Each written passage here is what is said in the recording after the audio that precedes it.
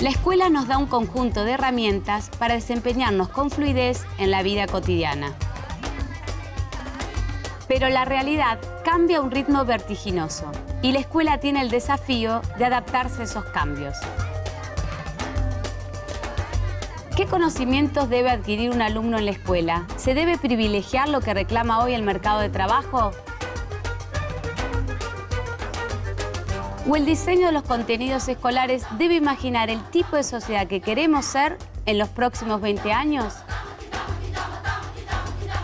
Y sería uno de los conceptos que más tendría que pisar fuerte en la escuela, ¿no? El hecho de que enseñen cosas a uno como para ser la mejor persona, para poder ser capaz de pensar y no precisamente algo estructurado, ¿no? Estas son las preguntas que nos hacemos al investigar el currículum escolar. ¿Qué conocimientos no pueden faltar en él? ¿Qué tipo de alumnos y ciudadanos aspira a construir? Bienvenidos a una nueva emisión de Explora Pedagogía.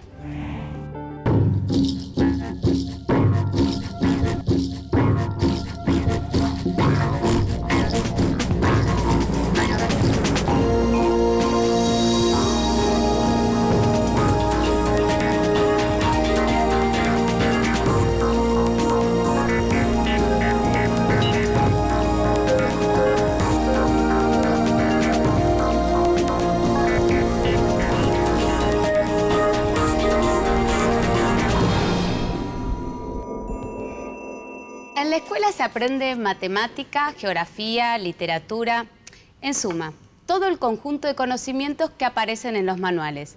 Pero hay otro tipo de conocimientos que no aparecen en los manuales y que se adquieren en el trato con otros alumnos y con los docentes, ya sea en las aulas o en los recreos.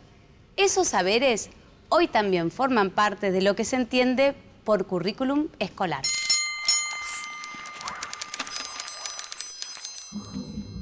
El currículum puede entenderse de dos maneras. Por un lado, como el plan de estudios, el diseño que tenemos escrito, lo que llega a las escuelas y les dice, bueno, tienen que enseñar esto.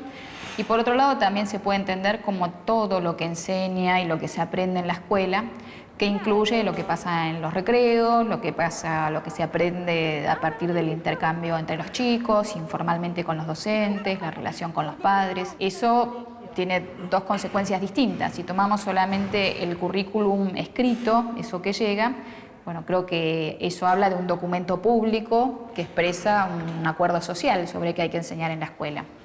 Por otro lado, si pensamos en este aspecto más amplio de todo lo que se enseña y se aprende en la escuela, podemos también reflexionar sobre muchas otras cosas que pasan en el día a día y que son importantes y que a veces, lamentablemente o no, son más importantes que lo que dice la letra que hay que enseñar. Y sería uno de los conceptos que más tendría que pisar fuerte en la escuela, ¿no? El hecho de que enseñen cosas a uno como para ser la mejor persona, para poder ser capaz de pensar y no precisamente algo estructurado, ¿no? Se tiene que dejar, digamos, un espacio libre para que el maestro indaga sobre su propia realidad, para que vaya conociendo sus alumnos y lo que es la diversidad cultural que se tiene a la mano, para ir retroalimentando lo que son los programas de estudio. Entonces, necesariamente hablando de respetar y valorar la diversidad, de alguna forma el educador y el mismo Estado educador se tiene que hacer tal vez más humilde, tiene que disponer para aprender más y dejar hasta más espacios en el mismo currículo para que se llenen esos espacios con los conocimientos propios del alumnado. Dejar un poco ese recelo tradicional de que el educador sabe todo y el currículo representa el conocimiento actual, plasmado, más científico, sino entablar un diálogo entre lo que se sabe y lo que se ha considerado democráticamente que se debe saber toda persona en una sociedad democrática desde currículo, pero siempre mantenerse abierto a los nuevos saberes y los nuevos conocimientos que se puedan brindar en los espacios particulares educativos de las escuelas.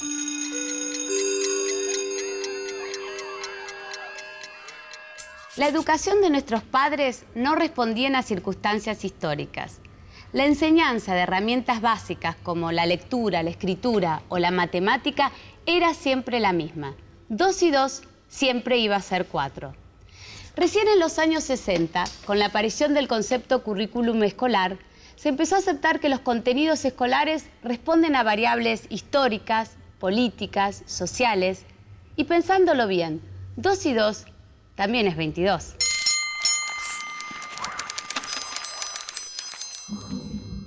La palabra currículum es una palabra latina que se empezó a usar para hablar de un plan de estudios en el siglo XVI.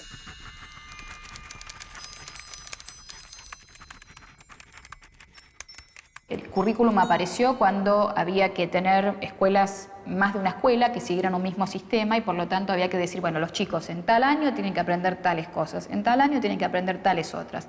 En la Argentina la palabra currículum no se usó hasta los años 60, 1960, y tiene que ver más bien con la introducción de corrientes anglosajonas, sobre todo norteamericanas, de planificación educativa. Hasta ese momento a eso se lo llamaba plan de estudios. Desde los años 60 se vuelve popular el uso del currículum como palabra para hablar de plan de estudios y que no es solamente ya el plan de estudios, es también la fundamentación, lo que se dice sobre la psicología infantil, lo que se dice sobre lo que sucede en las aulas. Y esto se vuelve mucho más importante en los años 80 y 90 con la recuperación democrática. Viene toda una oleada de reformas de los diseños curriculares, sobre todo en los años 90, en que hay una reforma muy profunda de los contenidos a enseñar. Todo plan escolar es una selección, un recorte. Es inevitable que ciertos contenidos predominen sobre otros, porque no se puede enseñar todo. Cada selección refleja una determinada idea de cómo debe ser la enseñanza o un alumno o un ciudadano.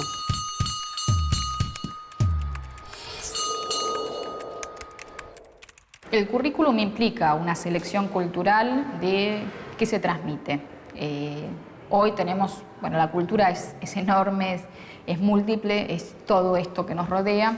Bueno, ¿qué de todo esto creemos que tenemos que enseñar a los chicos?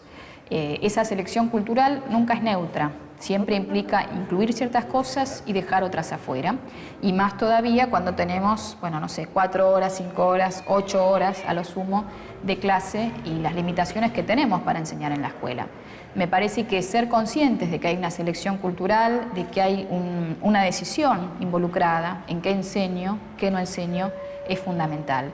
Y hacerse cargo de esa decisión política y ética. ¿Qué quiero dejarles a las nuevas generaciones? ¿Qué creo que es importante para ellos en términos generosos, en términos amplios?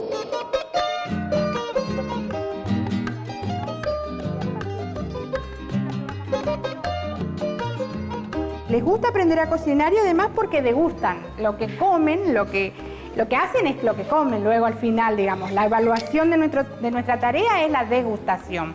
Entonces, por lo tanto, es hermoso porque, primero porque se trabaja en equipo, acá todo el trabajo es en grupo, es solidario, ellos no vienen a estar quietos, ellos trabajan libremente, se expresan, cada uno en lo que sabe ya desde la casa y más lo que aprende acá.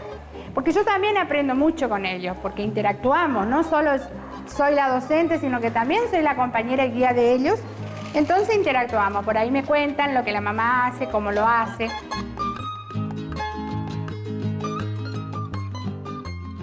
Hay escuelas que tienen mucha intervención en definir programas, en poder recrear y adaptar programas, en definir espacios curriculares propios, y hay otras que no tienen esa iniciativa, no tienen esas capacidades y bueno, y por ahí toman mucho más literalmente el diseño curricular provincial. Vamos con esta primera. ¿Por qué les parece que es importante eliminar la imagen del rey de los documentos oficiales? Para ser un país libre, ¿no?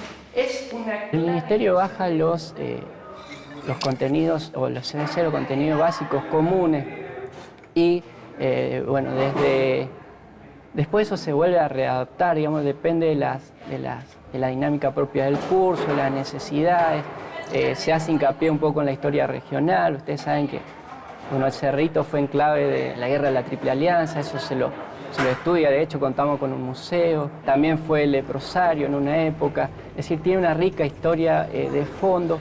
Entonces el docente adapta los diseños curriculares a las necesidades un poco de la escuela. Nosotros obviamente tenemos que responder de alguna manera a el diseño curricular de la provincia de Buenos Aires, ¿sí? Que está pautado cuando llegó la estructura de la educación polimodal. La provincia envió a las escuelas los programas de las distintas asignaturas. Entonces, por departamentos de materias afines o similares, los profes de igual materias, de los profes de lengua con lengua, matemática con matemática y demás, analizan este diseño curricular que, si bien no se puede dejar de lado porque es lo que la provincia marca para la educación bonaerense, entre todos acordar para que el aprendizaje se logre de la mejor manera posible y respetando desde algún lugar los intereses que los chicos tienen hoy.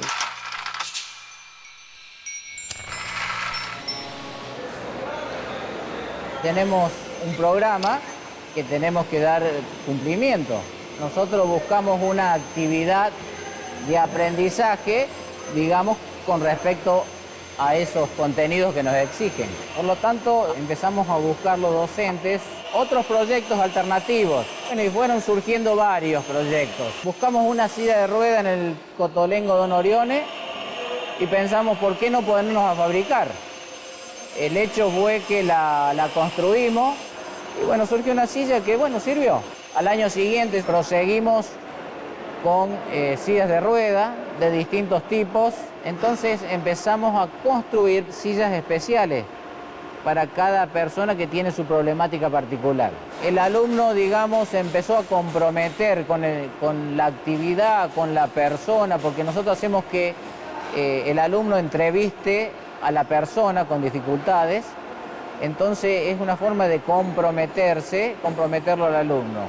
Y se pone a trabajar, pero muy, muy motivado, es decir, realmente le gusta lo que hace. A tal punto que los alumnos no van al recreo y los alumnos querían salir. Es decir, no querían perder ese tiempo que estaban ocupados en el proyecto.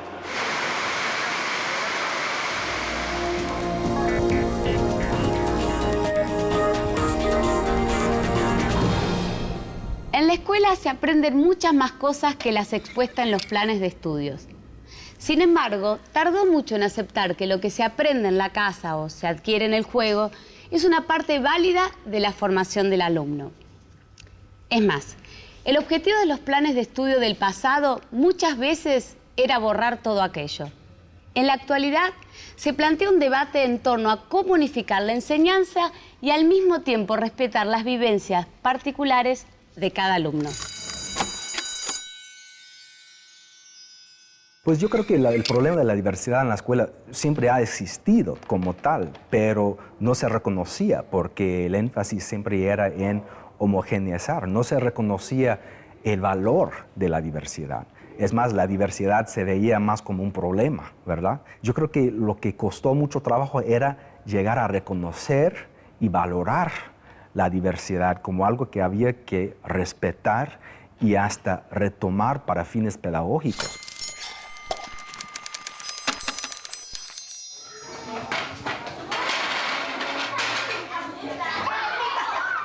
El proyecto pedagógico concibe o intenta, ¿no? concebir un niño en este contexto en particular, donde queremos revalorizar aquellas cuestiones que se pierden por ahí, como algunos valores, ¿no? Esto del tema de las relaciones, del respeto al otro, del poder escucharlo y aprender desde sus propias posibilidades.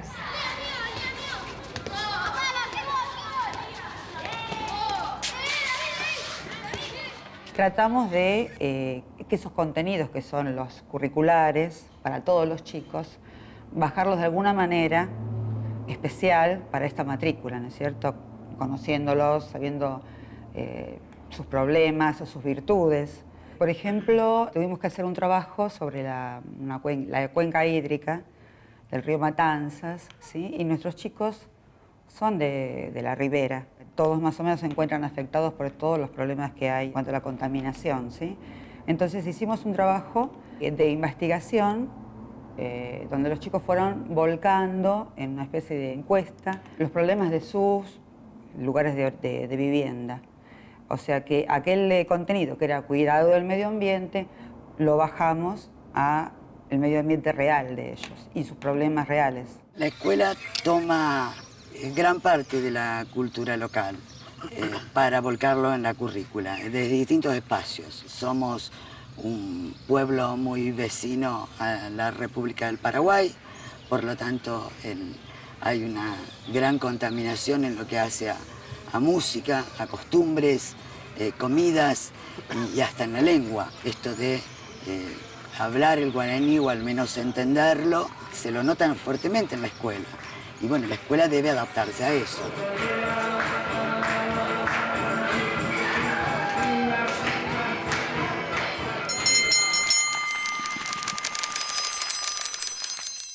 El currículum, entendido como un documento público que expresa acuerdos sociales sobre qué tenemos que enseñar, creo que es un instrumento de igualación muy importante. ¿Por qué? Porque yo como docente puedo tener mi ideología, mis prioridades, mi propia formación y obviamente todo eso va a estar puesto en la enseñanza que yo doy en el aula. Pero también es importante que eso tenga un marco común, ¿no? Creo que ahí la cuestión de un documento que expresa un acuerdo público que excede al docente en particular, que excede a una escuela en particular, incluso a una provincia en particular y que dice, bueno, ¿qué es lo que creemos que tiene que aprender cada argentino, todos los argentinos, independientemente de dónde estén? Después creo que hay muchas adaptaciones y tiene que haber un espacio de libertad y de autonomía para las escuelas y para los docentes. La elaboración de un currículum plural tiene que ver con abrir espacios de debate, abrir espacios de diálogo. Me parece que siempre es un ejercicio a seguir haciendo, que es un ejercicio de prueba, de establecer ciertos parámetros y de revisarlos cada tanto, porque nunca se representa todo y de igual manera. Una de las críticas más habituales a los planes de estudios sale de los mismos alumnos, que se preguntan qué utilidad tiene lo que aprendieron en la escuela en el mundo del trabajo, el mundo real.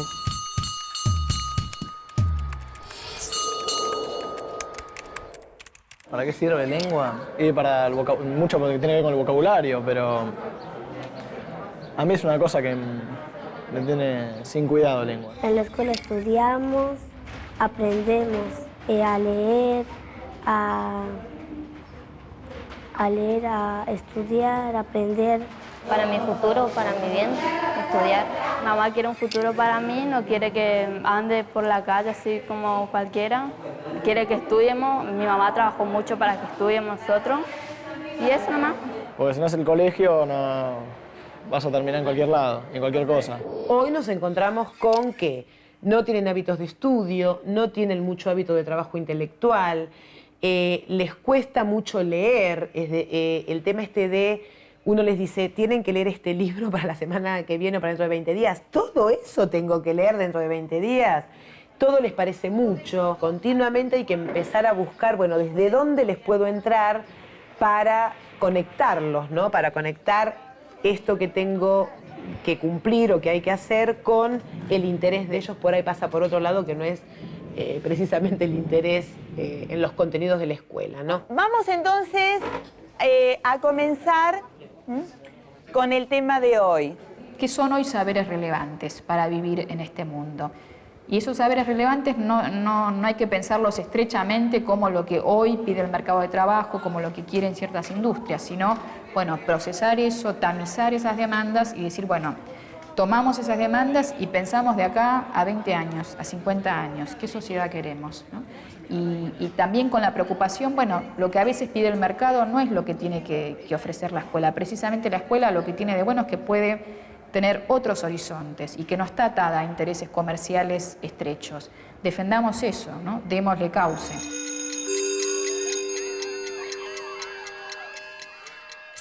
Una de las formas de capturar el interés de los alumnos es vincular los contenidos escolares con lo que sucede en el mundo exterior a la escuela. Los chicos están en contacto permanente con novedades tecnológicas, nuevos programas de computadora, nuevas formas de comunicación que siempre llegan un poco tarde al aula.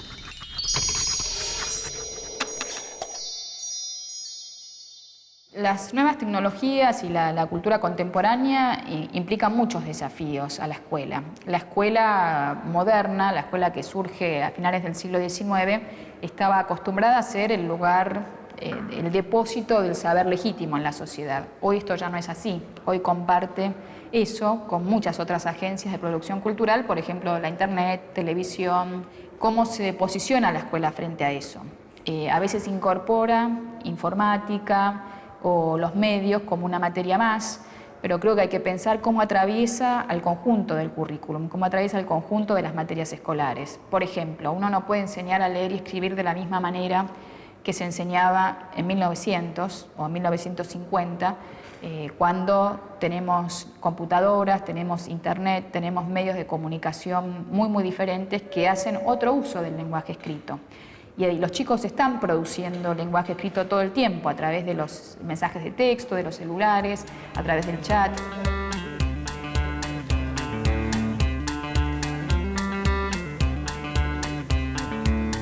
Estamos incorporando todos los textos de circulación social en su formato original. Estamos tratando de dejar un poquito de lado este uso escolarizado que viene en los manuales y que ingresen cupones, boletos, que una biblioteca no solamente tenga textos literarios, sino que tenga todos los textos que al chico le sirvan para interpretar la realidad, todos los textos que le sean significativos, que él pueda decidir qué escribe, dónde escribe, a quién se lo escribe, que pueda tomar ese tipo de decisiones autónomamente y no esperar básicamente que el docente lo proponga, que protagonicen sus propios proyectos de escritura. Otro ejemplo que me parece interesante, el tema de los videojuegos. Los videojuegos tienen muchos aspectos muy interesantes, además del entretenimiento, que es aprender reglas, aprender estructuras, posicionarse en un lugar, seguir una línea y después seguir otra. Me parece que todavía estamos muy lejos de entender todo el potencial educativo que tienen los videojuegos. Y por ahí, diría, más que los videojuegos actuales, habría que pensar también en otros videojuegos que nos ayuden, por ejemplo, a enseñar, no sé, la conquista de América desde la perspectiva de un conquistador o de un indígena, las migraciones o la esclavitud desde la perspectiva del esclavista y del esclavo. Y me parece que además eso ayudaría, por ejemplo, en el caso del esclavismo. Bueno, si uno se pone en la piel del esclavo, ¿no?, y sigue su historia y ve dónde termina, bueno, ya no es un número más, es una vida humana. Creo que todo eso la escuela sería muy bueno que lo hiciera. Y si no lo hace la escuela, no lo va a hacer nadie. El mercado no lo va a hacer, la televisión no lo va a hacer, va a ir atrás de su máxima ganancia. Nosotros, me parece que desde la escuela tenemos que dar otros contenidos éticos, otros contenidos políticos, otros contenidos intelectuales también, para que sean desafiantes y no solamente entretenidos. Se educa a los alumnos para el futuro, pero ¿sabemos cómo va a ser ese futuro dentro de 20 o 30 años? Por eso, a la hora de decidir qué enseñarle a los chicos, la oferta debe ser amplia y por demás generosa. Aprender para ser alguien te ayuda a encaminarte por una carrera, un estilo de vida. Te ayuda a encontrar tu personalidad también. La escuela es para aprender, no es venir por venir nomás, porque si venís por venir no aprendes nada, no sabes nada, o se lo queda ahí nomás en tu casa. Si vos venís a la escuela y estudiás, vas a llegar a ser alguien. No es que se educa para los próximos 5 años, ¿no? Se educa con un horizonte que probablemente nosotros no veamos, pero que tiene que ver con ser generosos con las nuevas generaciones, legarles los mejores recursos que tenemos para que puedan moverse bien en la vida, para que puedan hacer cosas que nosotros por ahí no imaginamos, que esperamos que sean mejores que las que nosotros hicimos. Y me parece que todo esto tiene que estar puesto en esa selección cultural que hacemos. Creo que hacer esa selección cultural de una manera estrecha y hasta diría tacaña, pensando, bueno, qué les doy y para qué les va a servir y cómo va a ser, y no me imagino que ellos no están a la altura de esto, bueno, creo que eso no va, que hay que correrse de esa posición. Creo que hay que volver a apostar con generosidad a que los chicos de hoy puedan hacer cosas muy buenas, muy grandes mañana y darles lo mejor que tenemos.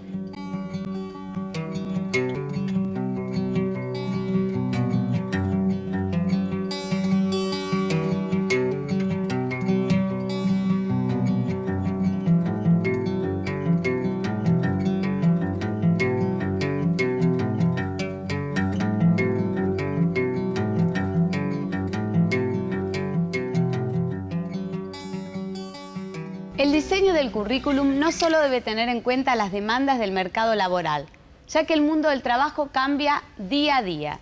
El diseño de los contenidos escolares debe imaginar qué tipo de sociedad queremos en los próximos 20 o 30 años y formar a las personas capaces de hacerla posible.